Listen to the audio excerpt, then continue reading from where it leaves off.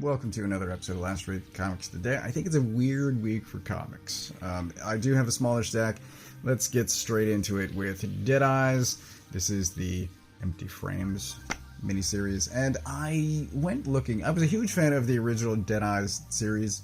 I've been waiting somewhat impatiently for the series, hoping it would return, and I went looking last night for the original trade, which I apparently do not have, and I think that's an oversight, so I should get that. I'm looking right there, where it should be if I owned it, and seemingly I don't. So,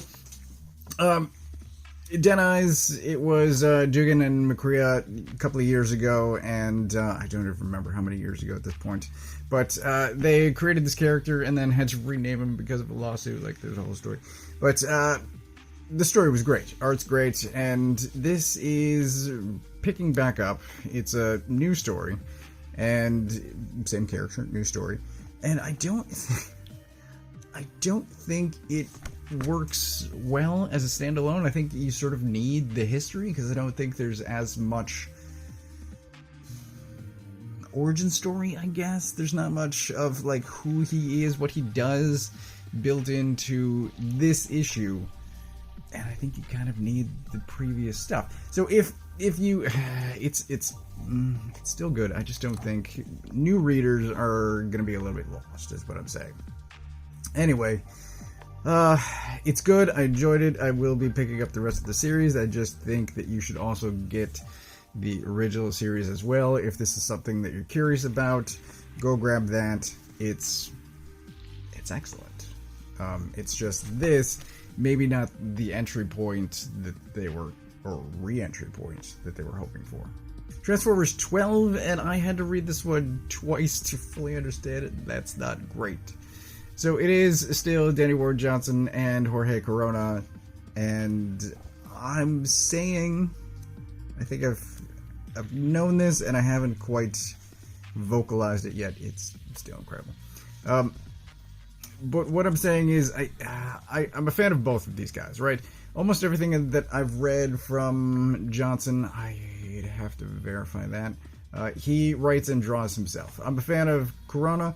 Specifically, I think the best, and there's another one in here, but I think the best collaboration that I've seen with him is The Me You Love in the Dark. Phenomenal stuff. But Ain't No Grave, the guy can draw the hell out of some stuff. So he's excellent. I just think these two combined are somehow less than the sum of their parts, which is not great. It's just, there's something, I don't know. There's something about the comic structure, just between panels, I think is getting lost. There's a bit, you need to pay slightly more attention to this. You can't just read it and know exactly what's going on. And I don't know if that's like the portal stuff that's happening, because there's this portal, and like Cliffjumper gets kicked through. That's what's happening right here. And then they're on the other side, and then he comes spilling out, well, crashing into them. So there's a lot of portal stuff, and you kind of have to pay attention to who's where and what's happening.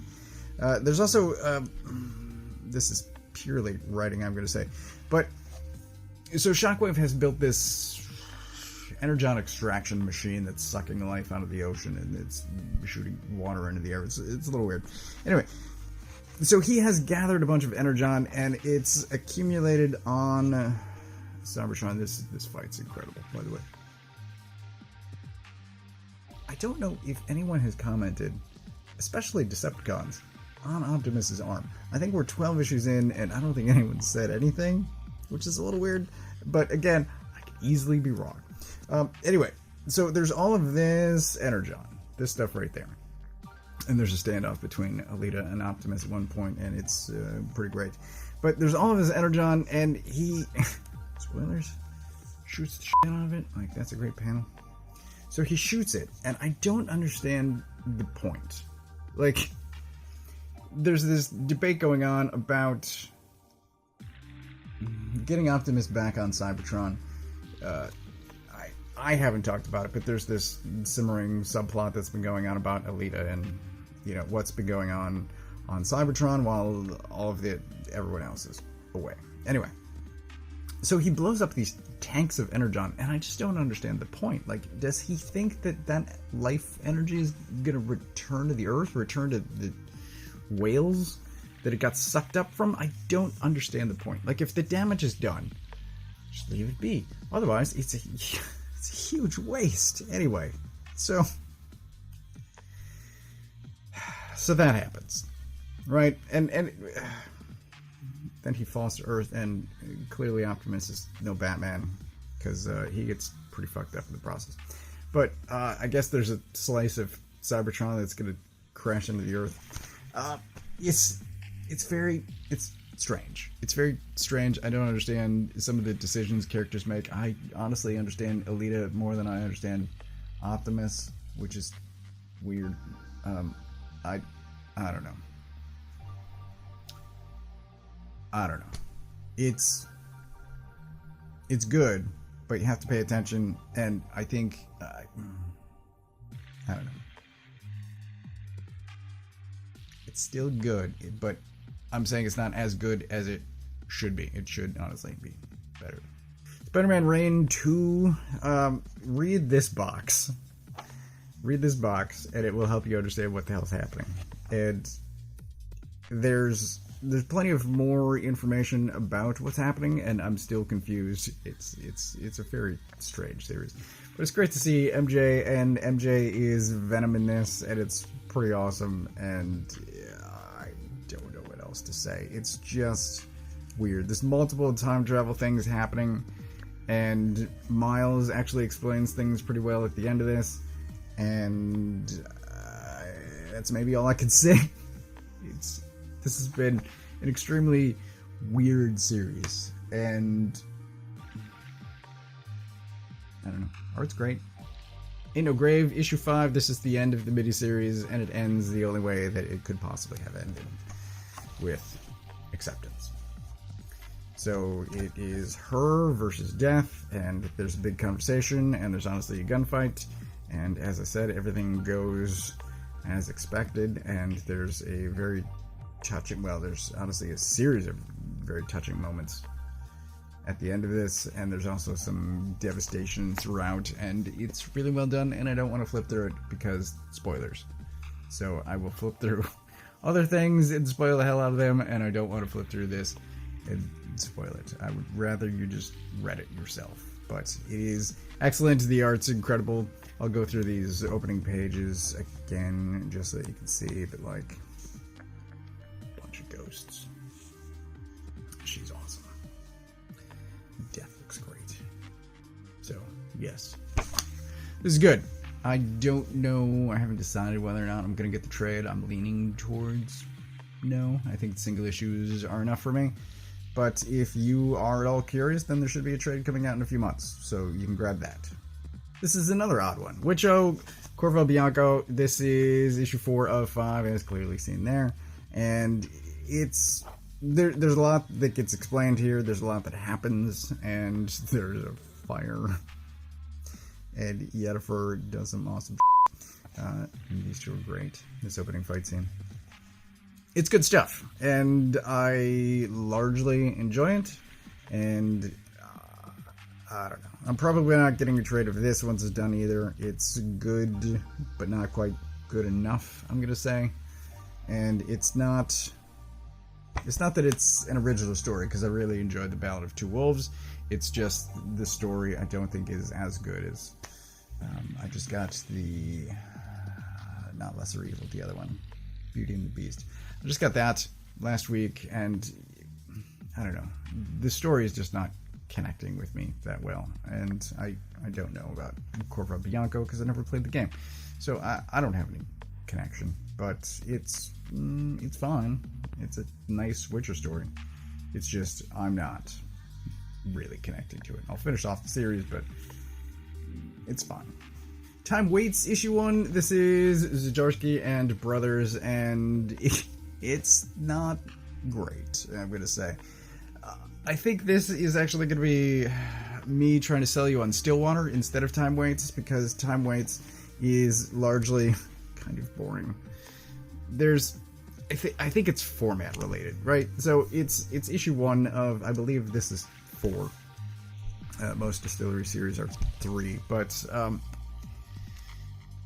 Stillwater issue 1 is pretty amazing. It's concise, it gets immediately to the point, it connects you with the character, and I think it's engaging, and there's a mystery that intrigued me that I wanted to know more about, and this does almost none of that. It connects me with one of the characters, not necessarily this guy here on the cover, but the sheriff and the kid.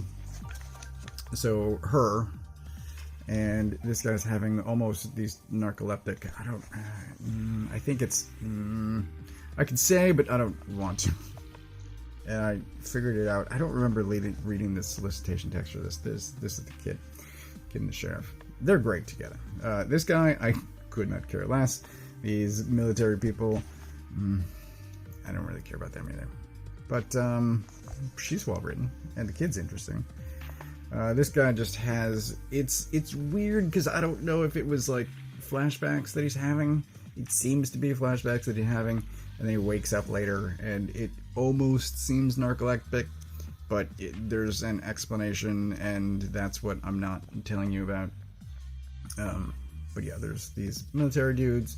There's this guy making cakes, and it's just I don't care. I don't care about any of it.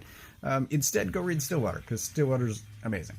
Lastly, I grabbed the collection of Sandman. This is the Venditti and Rossmo, and it was great, and I thoroughly enjoyed it. So I grabbed this one for the shelf, and if you did not read it, then it's now available in collected form. So get that. But that is, as I said, it's a small week, but that's everything that I got this week. As far as pick of the week goes, this is going to be weird.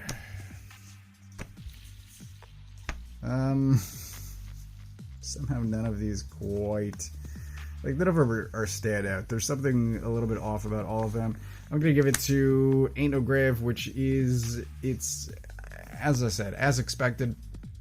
I was hoping for something that doesn't happen, and I was, wrong to hope for that in the first place. So, I've said repeatedly, it ends the only way that it could. It ends as expected, and I'm a little disappointed in that. I had hoped for something else. So there's like a grain of me that was hoping that it wasn't going to end that way, and it does, and it's fine. It's good. Yeah, Deadeye's just, it's, if you're new, go grab the original hardcover. Holy cow. Go grab the original collection. It's great. And then return here after you've already become a fan, hopefully, ideally. Transformers, I think separately, art and story are both good, but they're not working together as well as they should be. And then Spider-Man Reign, it's just so bizarre. It's so bizarre. So anyway, that's everything I got this week. As always, I get my books from a local comic shop. If you don't know where yours is, you can use this URL to find the one closest to you. I really hope next week's books are better. Thanks for watching.